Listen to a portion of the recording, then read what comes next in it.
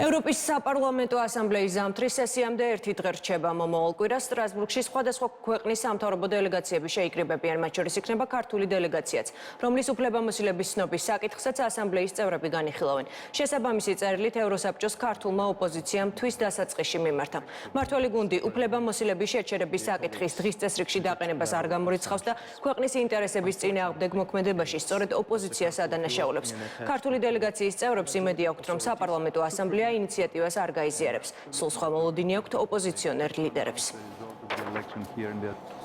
ეს გადაწყვეტილება, რომელიც პასეს საპარლამენტო ასამბლეამ უნდა მიიღოს, სინამდვილეში არის ამ რეჟიმის არაღიარების გადაწყვეტილების ერთგვარი გაგრძელება, გამტკიცება.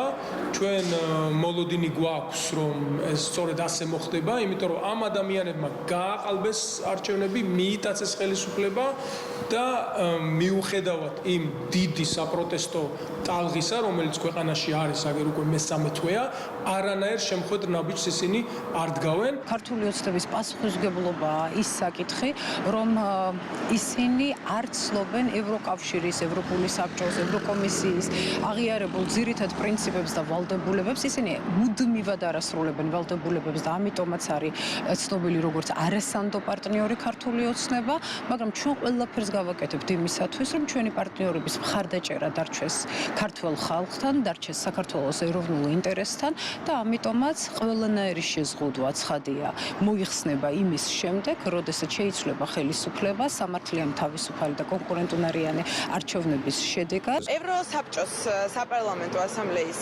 ფარგლებში ეს განხილვები არის ძალიან მნიშვნელოვანი. ზოგადად ჩვენ ვხედავთ, რომ ევროკავშირის მხრიდანაც, ევროსაბჭოს მხრიდანაც მწვავე განცხადებები კეთდება და ის მოლოდინი, რომელიც ჩვენ გვაქვს, რა თქმა უნდა, არის უმკაცრესი შეფასებების შემდეგ ის კონკრეტული ნაბიჯები, რომლებსაც გადადგავს საერთაშორისო საზოგადოება ქართული ოცნების რეჟიმის წინააღმდეგ.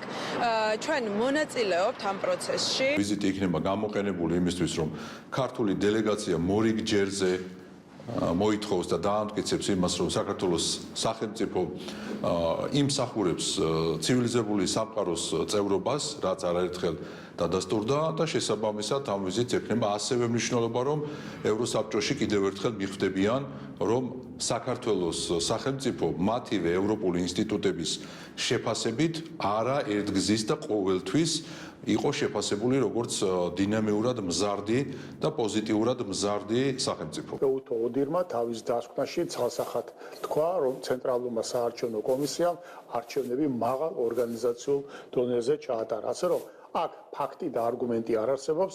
ერთადერთი რამ, რაც შეიძლება ჩვენ მივარაუდოთ, არის ის, რომ დამარცხებული მხარე მოინდომებს საქართველოს შურის ზეებას და კიდევ ერთხელ ვიტყვით, რომ ამ გადაწყვეტილებებით ევროპა კიდევ ერთხელ უნდა აჩვენოს, რას უსმას რეალურად მარსულს საქართველოში დემოკრატიული პროცესი, თუ რეალურად მარსულს საქართველოში ეგრეთ წოდებული რეჟიმ ჩეინჯინგის პროცესის, ასე ვთქვათ, მხარდაჭერა.